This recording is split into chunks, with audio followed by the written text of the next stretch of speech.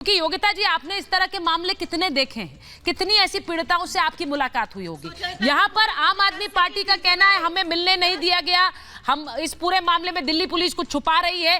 क्या छुपा रही है ये सब भी पता चले। जैसा रीना जी कह रही है कि एलजी का अपॉइंटमेंट है, वहीं बीजेपी का आरोप दूसरा है। वो कह रहे हैं मणिपुर चले जाते हैं तो दिल्ली क्यों नहीं आ सकते अपनी बेटी से मिलने, 13 तारीख को एफआईआर हो गई, क्यों नहीं मिलने। लेकिन इन सब के इतर ये राजनीति है इस पूरे मामले की।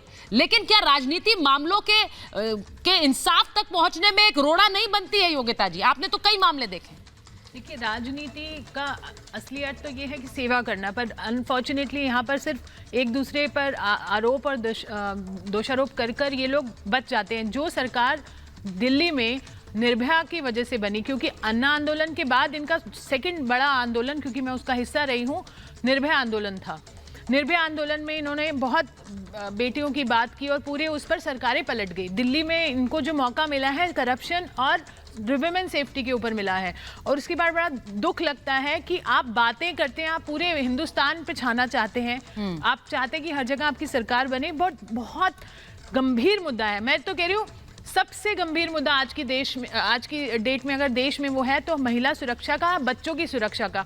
अगर हमारी बच्चियां सुरक्षित नहीं है तो मैं तो ये बात भी बोलना चाहती हूँ, तो ये तो घर के चार दीवारी के माहौल में हुआ, और ना जाने क्योंकि हम लोग काम करते 90 से ऊपर परसेंटेज है जहाँ पर बच्चों के साथ ऐसे बलात्कार घर की चार दीवारी में होते हैं। इसमें आप पुलिस को दोष दे सकते हैं, देंगे, क्योंकि वो उनका काम बाद में आता है, पर जो उनका काम है हर बच्ची को सुरक्षित करना, वो तो सरकारों का काम है ना। और डेफिनेटली समाज का उसमें हिस्सा है, पर अगर आप दूसरों पे उंगली उठाते हैं तो आप क्या कर रहे हैं। मैंने आज भी अपने ट्विटर से, सोशल मीडिया से सवाल पूछे हैं दिल्ली सरकार से कि आपने अब तक महिला सुरक्षा पे क्या किया और आपका फ्यूचर प्लान क्या है। इनके पास कोई जवाब नहीं होगा। सिर्फ उंगली उठाने से महिला सुरक्षा नहीं आएगी, आपको काम करना पड़ेगा।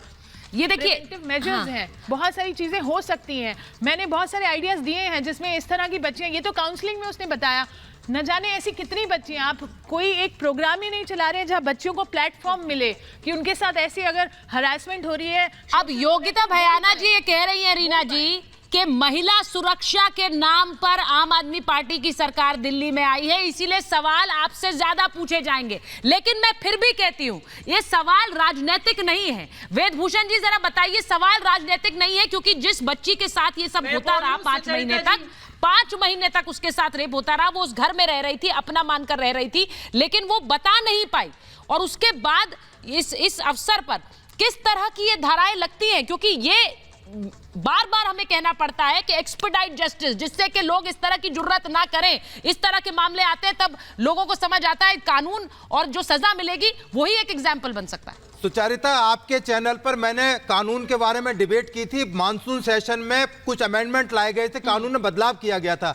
इस चैनल पर बैठकर इन्हीं की पार्टी के लोगों ने बड़ी खिलाफत की उसकी कि ये कानून बिल्कुल बेईमाने हैं, बीजेपी अपने हिसाब से इन कानूनों को बना रखी है। आपके दर्शकों को बताना चाहता हूं, माइनर के साथ में आने वाले कानून में फांसी की सजा का, कैपिटल पनिशमेंट का प्रोविजन करा गया। इसलिए किया गया, आज ही के लिए किया गया था, जिसमें अभी तक आजीवन कारावास थी। जो आशाराम बाबू अभी जेल में बैठे हुए बाबा जी, उनके लिए प्रोविजन था। अब फांसी का प्रोविजन लाया जा रहा है, तो क्यों दर्द हो रहा है? इनसे पूछिए कि कानून अमेंडमेंट लाया जा रहा है उससे इनके पेट में क्या दर्द है। ये तो अच्छा है कि एक छोटी बच्ची माइनर जिसके साथ रेप हुआ, इतना लंबे टाइम तक कंटिन्यूअस रेप हुआ, ऐसा तो मिडिल ईस्ट कंट्रीज में होता तो उसको गर्दन उड़ा दी जाती। पर यदि उसमें कानून में बदलाव किया जाए तो दर्द, यदि उसमें पुलिस एक्शन ले ले तो दर्द, तो ये दर्द कहीं ना कहीं जाके रुकेगा, नहीं रुकेगा। जो हैवानियत का एक जो नमूना देखने के मिला, वो भी शर्म की बात। ये मैं इस बात से इनकार नहीं करता कि देश के बहुत सारे हिस्सों के अंदर नाबालिगों के साथ पॉक्सो के मुकदमे दर्ज होते हैं, पर उस डिपार्टमेंट का जिसका नाम बाल विकास मंत्रालय है, बाल विकास, आप सोचिए ये सबसे हिलाने वाली बात है। पुलिस के ऊपर तो आप बहुत जल्दी एलिगेशन लगाते हैं, अरेस्ट नहीं किया है, एफआईआर आप खुद मानने के एफआईआर दर्ज हो गई थी, इन्वेस्टिगेशन जारी है। परंतु आपको याद है निर्भया केस में क्या हुआ था? यही दिल्ली सरकार उस चार्जशीट को लेकर महीनों तक बैठी रही। वो नहीं चाहती थी कि निर्भया के हत्यारों को फांसी हो।